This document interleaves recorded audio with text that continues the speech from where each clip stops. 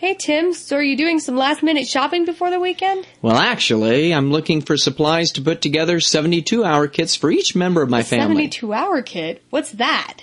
Basically, a 72-hour kit contains emergency supplies you would need to sustain yourself for 3 days in case of emergency, like an earthquake. An earthquake? We haven't had an earthquake in years. Well, you never know. You have to be prepared. Hey, if earthquakes don't get you, it could be a flood, hurricane, snowstorm, power outage, fire, alien attack. Alien attack? Well, you never know. Think of any situation in which you might find yourself without the basic necessities of life, including shelter, food, water, for over a period of time.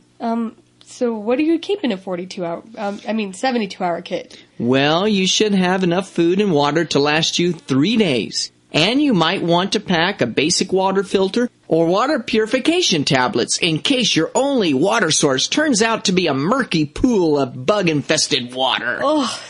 Hey, sometimes you don't have a choice. And as for food, you should keep it simple. Food that requires no preparation and that doesn't spoil, and no canned goods because they are often too heavy and bulky. Okay, that makes sense. And unless you have a can opener or the can has a pull tab lid, you'll have to use a rock or something to open them. Instant mashed green beans. Yeah, and energy bars, beef jerky, and a mix of nuts, raisins, and chocolate are possibilities. Food might be nasty, but I guess you could survive.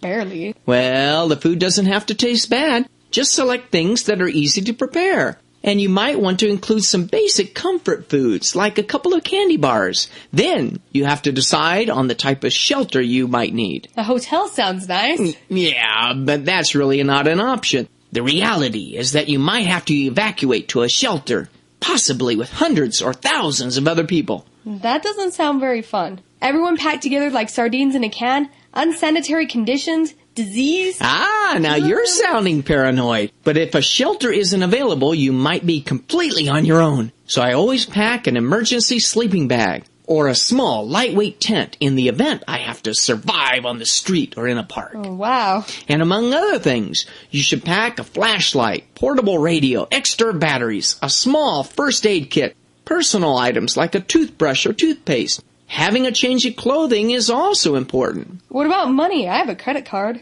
Right, like that's going to help you when the power is out. You'd better be prepared with coins and cash, and having small bills is a must. So, what do you do to communicate with other family members in case you get separated? Oh, in that case, I always pack two-way radios to communicate with the group. You can never depend on cell phones. Okay. Plus, you should decide on a meeting point in case your family gets separated. Well, that sounds like a detailed plan, definitely. Oh, that's not all. You never know what weather conditions you might encounter, so packing a rain poncho, a jacket, and something to start a fire with could be very useful.